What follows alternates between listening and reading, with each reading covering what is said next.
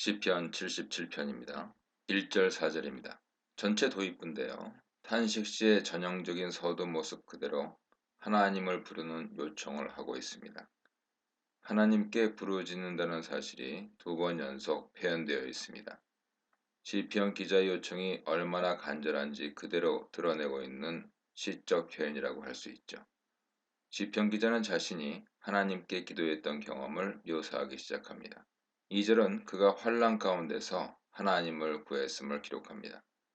특별히 밤에 하나님을 향해 손을 폈는데 그 손이 약하여지지 않았음을 말합니다.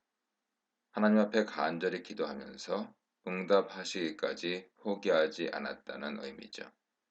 3절을 보면 이러한 시편 기자의 간절함이 쉽사리 응답받지 못했음을 알 수 있습니다. 시인이 하나님을 기억했는데 평안함을 얻기보다 오히려 반대 결과를 가져오게 되었다는 것이죠. 그는 근심하는 소리를 내게 되었고 생각하다 염려하게 되었고 심지어는 영혼이 연약해지게 되었습니다. 2절에서 보듯이 그는 손을 연약하게 하지 않았고 그러면서 하나님을 기억했는데 그 결과는 그의 영혼이 연약해진 것입니다. 4절은 주어를 하나님으로 바꾸면서 가장 심각한 결과를 언급합니다. 하나님께서 그의 눈꺼풀이 열려있게 하셨다는 것이죠. 기도를 드렸음에도 응답하지 않으셨음에 대한 매우 강한 표현이라고 할 수 있습니다. 그래서 시편 기자는 더 이상 아무 말도 할 수 없는 지경에 이르고 말았습니다. 밤이 맞도록 기도했고 하나님을 찾았으나 하나님은 응답하지 않으셨고 더는 기도를 하나님 앞에 말로 아뢰을 수 없는 데까지 떨어지고 말았습니다. 5절 9절입니다. 시편 기자가 이전에 부른 노래는 6절에 의하면 밤에 부른 노래입니다. 이 노래는 마음으로 염려하면서 부른 노래죠. 그는 노래를 부르면서 예전에 하나님께서 행하신 일에 마음을 집중했습니다. 그는 찾고 구했습니다.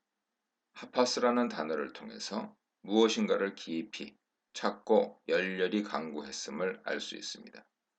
그 간구하는 내용은 10절 이후에 나올 것이고 그렇게 찾고 또 찾았던 시편 기자의 마음은 7절 9절에 나타납니다. 7절 9절은 시 기법 중에서 수사적 의문 혹은 수사학적 의문문의 기법을 동원한 구문입니다. 7절 9절은 총 6개의 수사학적 의문문이 연달아 집중적으로 등장하고 있습니다. 주께서 영원히 버리실까? 하나님께서 버리실까 두려워하면서 버리시면 안 된다는 사실을 강조하고 있습니다. 무엇을 버리실 것을 두려워하는지는 7절 하반절부터 9절까지 연속해서 펼쳐집니다. 7절 하반절은 주님께서 다시는 호의를 베풀지 않으실까 염려합니다. 여기서 호의란 하나님의 기뻐하심을 말하죠. 이런 하나님의 호의는 8절 9절에서 좀 더 자세하게 다른 4개의 단어로 설명됩니다. 8절 상반절에서 그의 인자하심이 영원히 끝나버린 것인지 묻습니다. 언약을 이루시는 하나님의 성실하심을 성경은 인자하심이라고 부르죠. 인자하심이란 포기하지 않으심을 특징으로 합니다. 그런데 지금 시편 기자의 상황은 그러한 하나님의 인자하심이 끝나버린 것과 같은 상황이죠. 8절 하반절은 그의 약속하심이 끝났는지 질문합니다. 이런 시편 기자의 기도는 9절로 계속해서 이어지죠. 9절은 하나님께서 은혜 베푸심을 잊으셨는지 질문합니다. 하나님은 잊으시는 분이 아니시죠.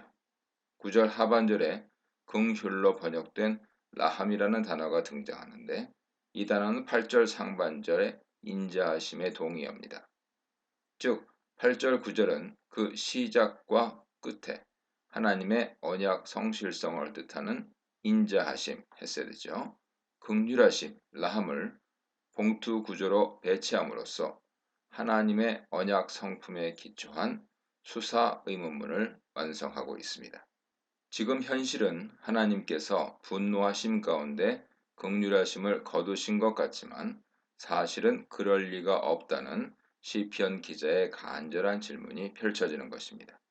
그렇다면 이러한 하나님의 언약 성품으로 인해 일어난 예적 일들은 무엇일까요? 그 내용이 10절 이후부터 펼쳐지게 됩니다. 12절입니다. 그는 5절에서 언급한 예적 일을 이제부터 말하려 하는데 지금 하나님께서 지난 시간에 역사하신 것처럼 역사하지 않고 계신 것이 마음 아프다고 합니다. 11, 12절은 시편 기자가 그 옛 정리를 기억하고 있다는 사실을 반복해서 언급합니다. 11절은 시편 기자가 여호와의 행하신 일들을 기억한다는 사실을 전반부와 후반부에 두 번에 걸쳐 말합니다. 12절은 그런 여호와의 기적들을 반복해서 말하며 묵상하고 또 마음을 담아 생각한다는 사실을 거듭 강조하고 있습니다. 13, 20절입니다. 13절에서 가장 중요한 단어는 길이죠. 주의 길은 지극히 거룩하십니다 하는 말은 여호와의 행하심이 거룩하시고 그분이 이끄시는 길이 거룩하시다 하는 것으로 이해할 수 있습니다. 그러나 나중에 77편의 결론부에 이르면 이 길이 무엇을 뜻하는지 매우 명확하게 드러납니다. 13절 하반절은 이 여호와의 길을 알게 되면 당신과 같이 위대하신 분이 누구시겠습니까? 라고 고백하게 될 것이라고 말합니다. 여호와의 행하심을 알게 되면 하나님의 위대하심을 고백하지 않을 수 없다는 것이죠.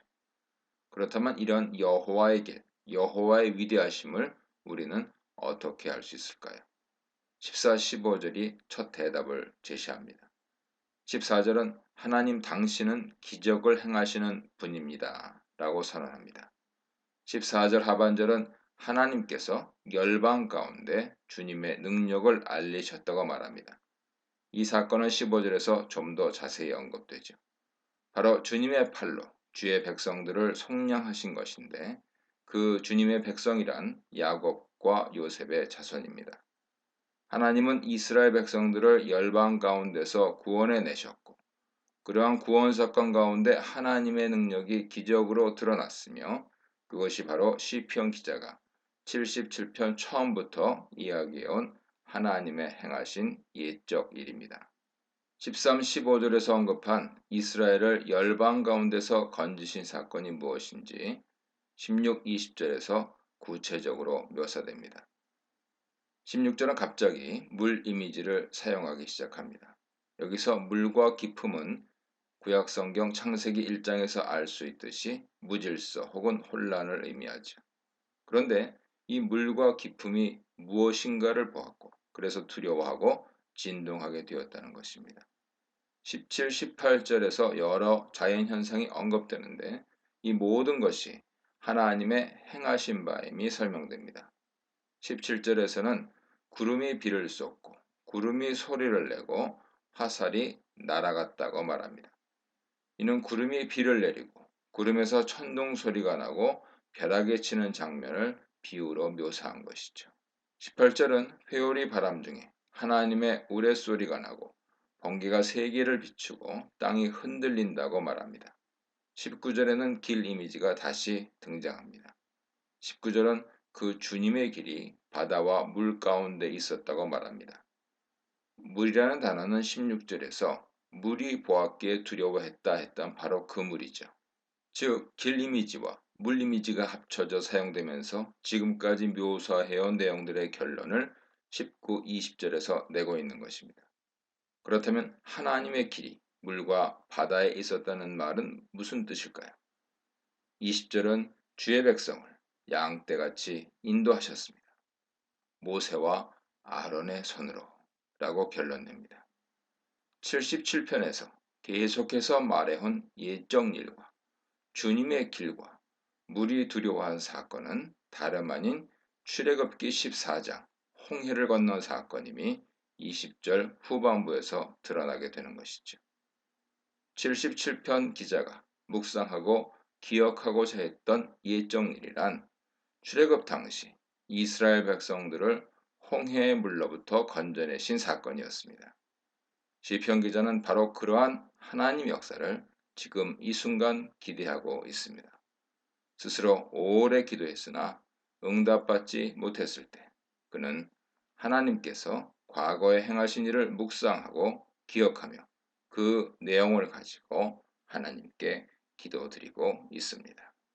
이 문단에서는 대답 없는 기도 상한 마음, 묵상으로 일어서다, 믿음으로 일어서다에 대해 묵상해 보시기 바랍니다.